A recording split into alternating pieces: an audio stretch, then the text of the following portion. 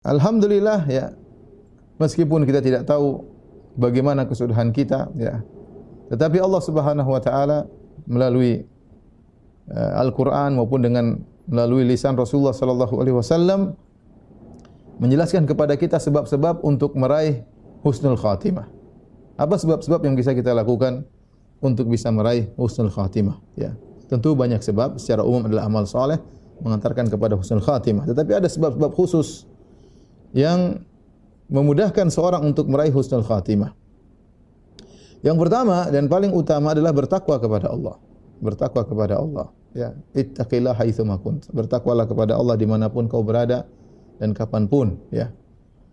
Yang Allah menggandengkan antara takwa Allah dengan husnul khatimah. Ya ayyuhalladzina amanu taqullah. Wahai orang yang beriman, bertakwalah kepada Allah.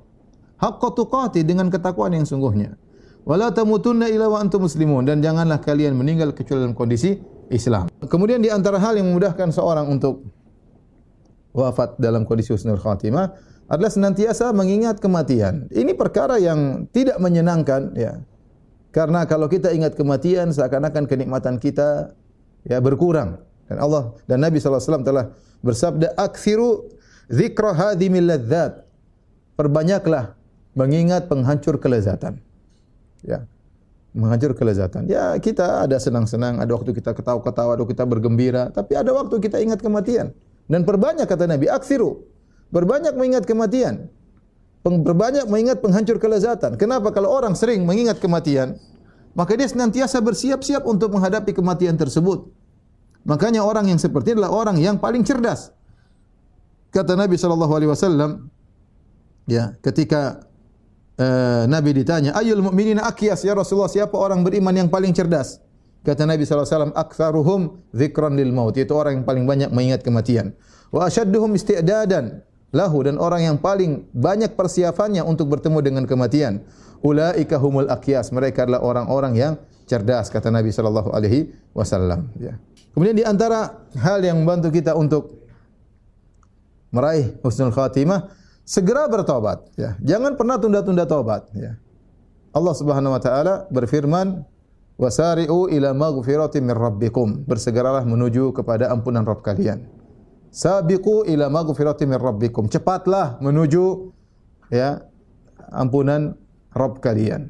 Maka sampai-sampai Ibnu Qayyim rahimahullahu taala mengatakan bahwasanya bertobat adalah wajib fauri, yaitu kewajiban yang harus disegerakan, tidak boleh ditunda. Kalau seorang menunda taubatnya, sungguhnya dia berdosa dengan penundaannya tersebut. Menunda taubat itu suatu dosa tersendiri. Maka kapan saja kita melakukan kemaksiatan, para pemirsa yang dirahmati Allah Subhanahu wa taala, dan kita tiap hari tidak luput dari kemaksiatan, entah apa yang kita dengar, entah apa yang kita ucapkan, entah apa yang kita lihat, ya, dan sehari-hari bisa dipastikan kita bermaksiat. Barang siapa ikut medsos, maka dipastikan dia bermaksiat, dipastikan. Ya. Barang siapa yang punya akun Facebook dan dia buka, pasti dia bermaksiat. Barang siapa yang memiliki akun Instagram, dia pasti bermaksiat. Maka jangan pernah menunda untuk bertobat kepada Allah Subhanahu wa taala. Ya, syaitan akan datang kemudian mengatakan nanti saja, nanti saja. Jangan. Kita enggak tahu kapan kita dipanggil oleh Allah Subhanahu wa taala. Segera kalau kita melakukan kemaksiatan, maksiat apapun, paling tidak kita mengatakan astagfirullah wa atubu ilaih. Astagfirullah wa atubu ilaih. Astagfirullah wa atubu ilaih. Sering kita ucapkan.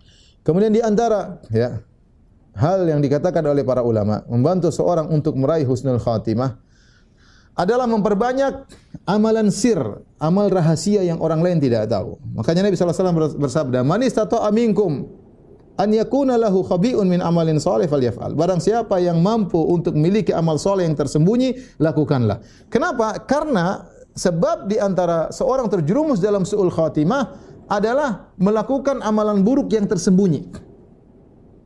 Maka lawannya kalau ingin meraih husnul khatimah, saya ulangi, sebab utama seorang meraih su'ul khatimah adalah karena dia memiliki amal buruk yang orang lain tidak tahu. Maka sebaliknya, kalau ingin meraih husnul khatimah, lakukanlah amalan baik yang orang lain tidak tahu. Di antara hal yang bantu kita untuk bisa meraih husnul khatimah adalah berdoa. Berdoa. Tadi doanya Nabi Yusuf alaihissalam, tawaffani muslima wa alhiqni bis salihin. Perbanyak doa itu, ya Rabbi tawaffani musliman wa alhiqni bis salihin. Ya Rabbku, ya, wafatkanlah aku dalam kondisi Islam dan susulkanlah aku bersama orang-orang yang saleh, ya. Di antaranya doa menjelang tidur, doa terakhir, doa tidur banyak ya. Subhanallah, di antara doa yang Rasulullah ajarkan banyak, ya. Kalau doa makan kita bismillah. Doa tidur banyak, ya. Ritualnya banyak, doa ini, doa ini, doa ini, doa ini banyak. Ya. Mungkin ada 10, mungkin ada doa menjelang tidur. Ya, tapi di antara ada doa yang terakhir yang kita baca. Kalau kita baca itu, kita meninggal maka kita husnul khatimah.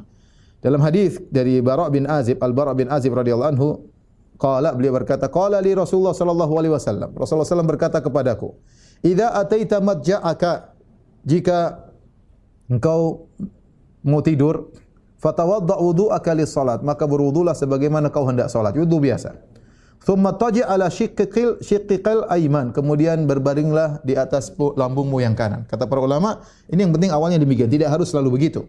Seorang berusaha di awal tidur demikian. Kalau di tengah-tengah kemudian dia berubah berbaling ke kiri, kemudian dia terlentang, enggak ada masalah. Ya, enggak ada masalah. Jadi dia berwudu, kemudian dia tidur di lambung kanannya. Kemudian waqul, dan berdoalah. Ini doanya. Doa agar kita meraih husnul khatimah, kita tidak tahu, siapa tahu kita tidur tidak bangun lagi. Betapa banyak orang demikian. Allahumma aslamtu nafsi ilaik. Ya Allah, aku serahkan ya jiwaku kepadamu. Wa fawwadtu amri ilaik, dan aku pasrahkan urusanku kepadamu. Allahumma aslamtu nafsi ilaik wa fawwadtu amri ilaik wa alja'tu dhahri ilaik, dan aku sandarkan punggungku kepadamu. Rahbatan wa rakbatan ilaik, dengan penuh pengharapan dan rasa takut kepadamu.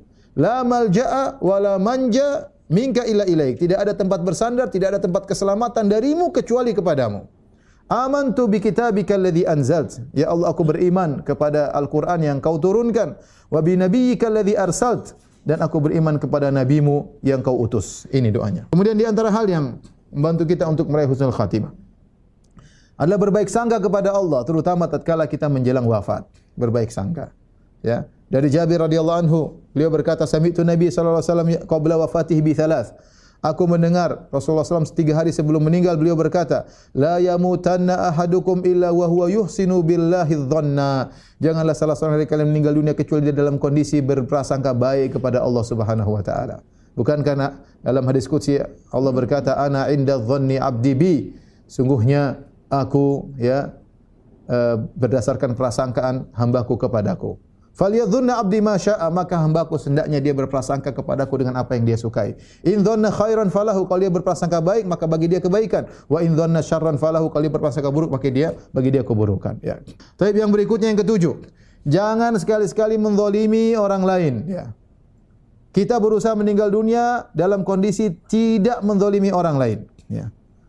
Bisa jadi seorang meninggal dunia dalam kondisi su'ul khatimah. Kenapa? Karena doa orang yang dia zalimi. Kata Nabi, wattaqi da'watal mazlum. Takutlah kepada doa orang yang dizalimi. Fa innahu laisa bainahu wa bainallah hijab. Antara doanya dengan Allah tidak ada penghalang, langsung dikabulkan. Hati-hati. Ya. Bisa jadi seorang kita zalimi, kita rendahkan, kita hinakan, kita maki-maki dia, kita habisi dia, kita bully dia. Kemudian di tengah malam dia menangis, mengadakan kedua tangannya kepada Allah, ya Allah. Kemudian dia doakan kecelakaan bagi kita, waliyadzubillah. Baik, yang berikutnya, mungkin ini yang terakhir, adalah sebab seorang meraih husnul khatimah adalah berbuat baik kepada orang lain, ya, dengan apapun, dengan perkataan, dengan tenaga, dengan pikiran, ya, dengan syafaat, bahkan kata Nabi sallallahu alaihi wasallam, isfa'u tu'jaru, berilah syafaat kalian dapat pahala. Mungkin kita enggak bisa bantu dengan tenaga, kita tidak bisa bantu dengan uang, tapi kita bisa kasih memo, tolong bantu si fulan. Ya, ini juga kita bantu orang lain, ya.